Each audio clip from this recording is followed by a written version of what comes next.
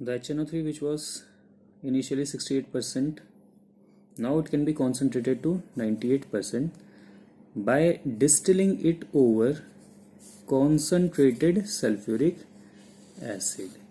Means this 68% HNO3 solution, we will follow the distillation process, but not with water this time, but with the concentrated sulfuric acid.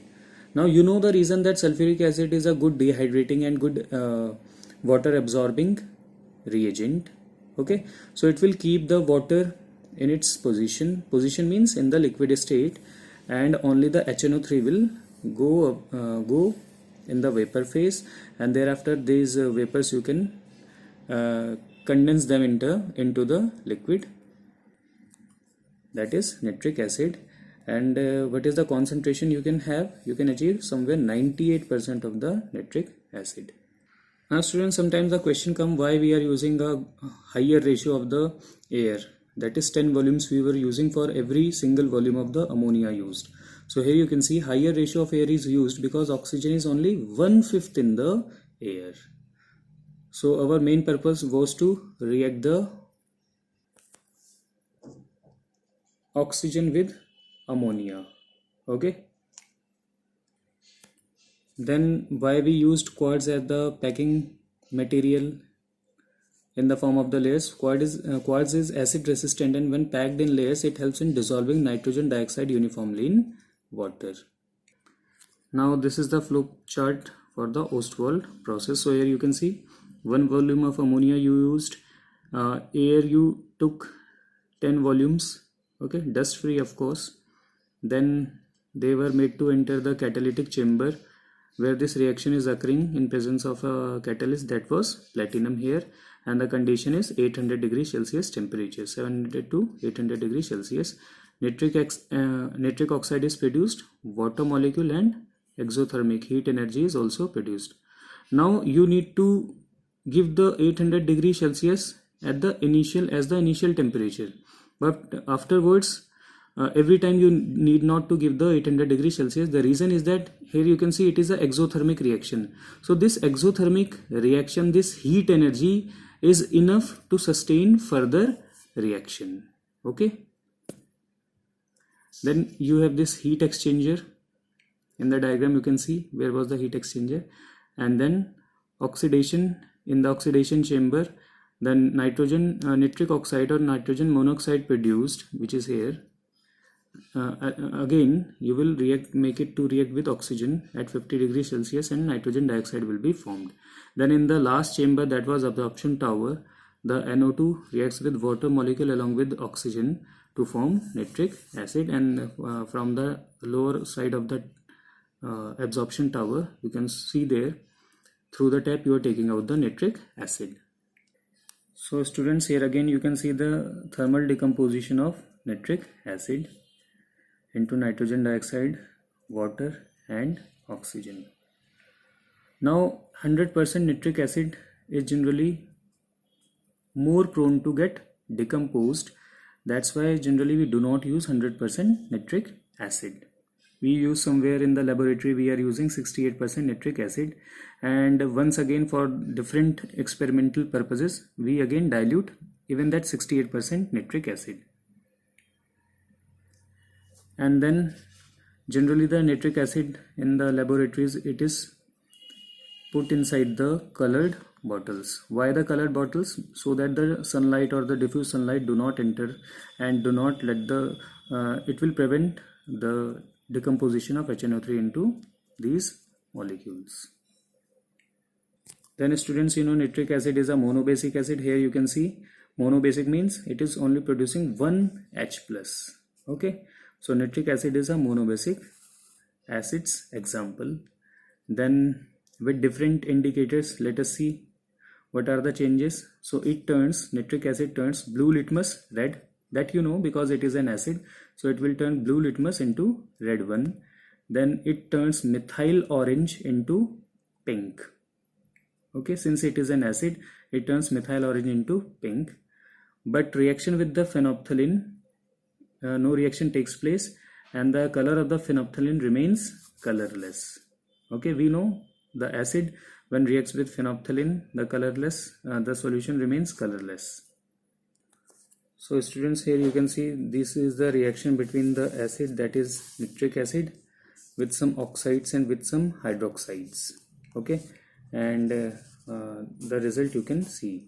The salt will be formed, and which salt will be formed? Obviously the nitrate salt will be formed in every case, whatever the examples they have shown you over here.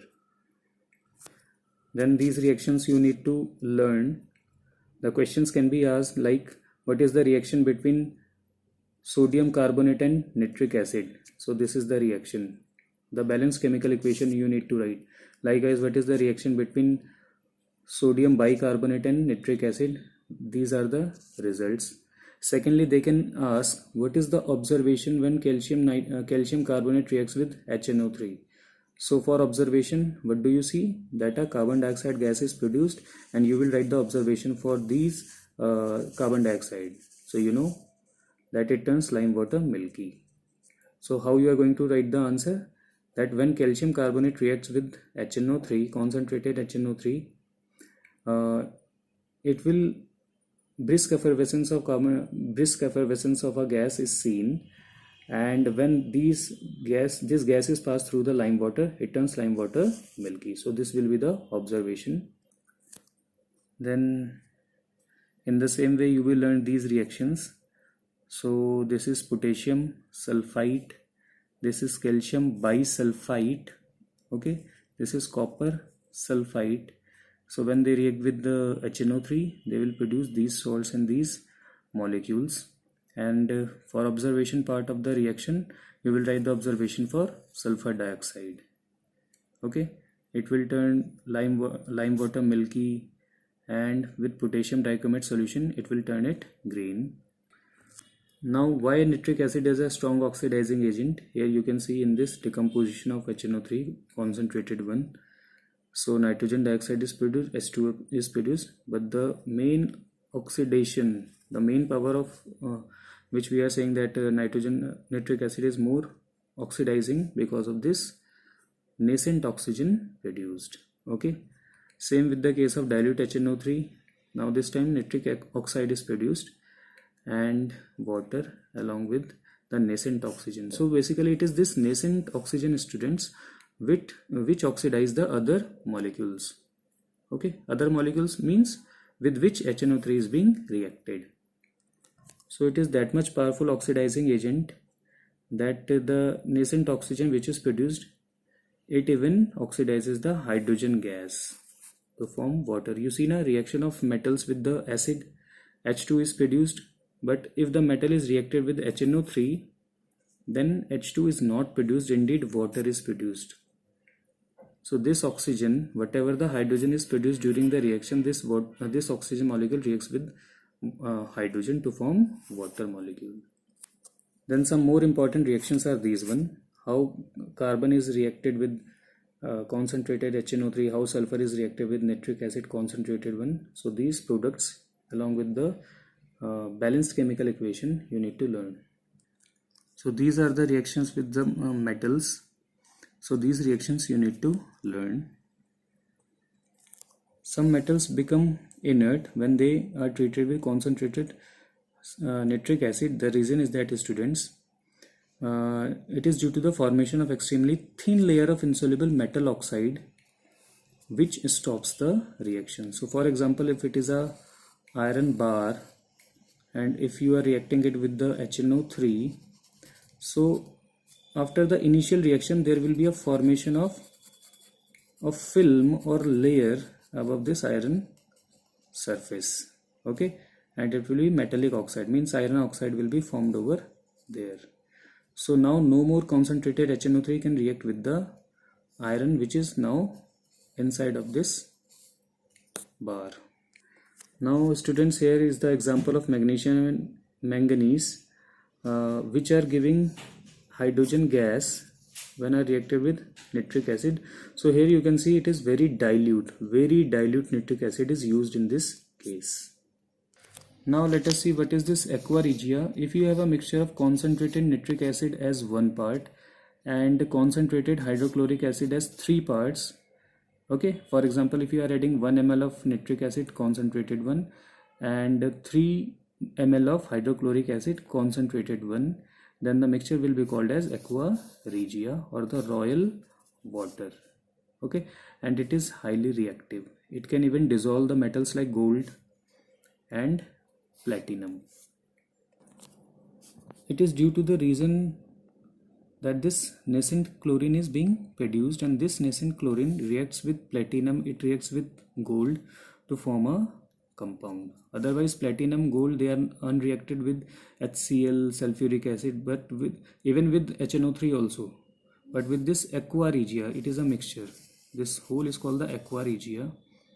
If they are reacted with platinum, the result will be this one. If they are reacted with gold, the result will be this one, because of the production of this nascent chlorine atom.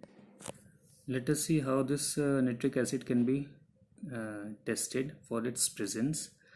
So if it is a concentrated nitric acid, and if you heat that sample, then you will see brown fumes of nitrogen dioxide. So this is the observation for the concentrated nitric acid. Then some more test for nitric acid you can see over there, like on adding copper to HNO3 or acidified nitrates. So copper you are adding to HNO3, heating the mixture, again dense brown fumes you will observe of nitrogen dioxide. Then students, there is a brown ring test, and this ring test is generally used to identify the salts where nitrates are present. Okay, like calcium nitrate, lead nitrate. So as here you can see, so in the test tube we will take the nitrate, and like calcium nitrate, one example I am taking, like calcium nitrate you will take along with the iron second sulfate solution. This is nothing but the FeSO4, but this FeSO4 should be freshly prepared. Just before the experiment, this iron sulfate, that is ferrous sulfate, should be prepared. The solution should be prepared, and now this is a mixture of calcium nitrate and iron sulfate. Now slowly along with the walls of the test tube you will add concentrated sulfuric acid, like this as shown over here, slowly along with the walls of the test tube. Okay, and after some time you will see a formation of a brown ring between this above liquid and this lower liquid. So if this brown ring is being formed, it means the salt for which we were testing is a nitrate salt. Of course nitric acid can also be tested by this method, because nitric acid is hydrogen nitrate. Got this one? So it is also a nitrate. But students, if there is a question how to distinguish between sulfuric acid and nitric acid, then you will not give this brown ring test, because both sulfuric acid and nitric acid, they will be present over here, and both will give the brown ring test. So if the distinction is between sulfuric acid and nitric acid, then don't give this brown ring test. Okay, some other test you can go for. Now freshly prepared ferrous sulfate should be used. I already told you. The reason is that if there is a time lag between the prepared ferrous sulfate solution, then it will get oxidized to ferric sulfate, and now it will not give you the brown ring test. And this the brown ring was due to the formation of this compound, which is known as nitrosoferrous sulfate, and here you just learned this formula. Now students, here you can have a look over the decomposition of different nitrates by heating and what are their results. How the calcium nitrate is giving you these products, how zinc nitrate after decomposition giving you these products, how the lead nitrate, you know, crackling sound happens over there whenever you heat it, and these are the products formed. With copper nitrate, these are the products formed. Okay, with the AgNO3, these are the products formed. With this mercuric nitrate, these are the products formed. And with ammonium nitrate, on decomposition, it gives nitrous oxide, dinitrogen oxide it is also called, and laughing gas it is also called. So with this we have completed this chapter. Goodbye.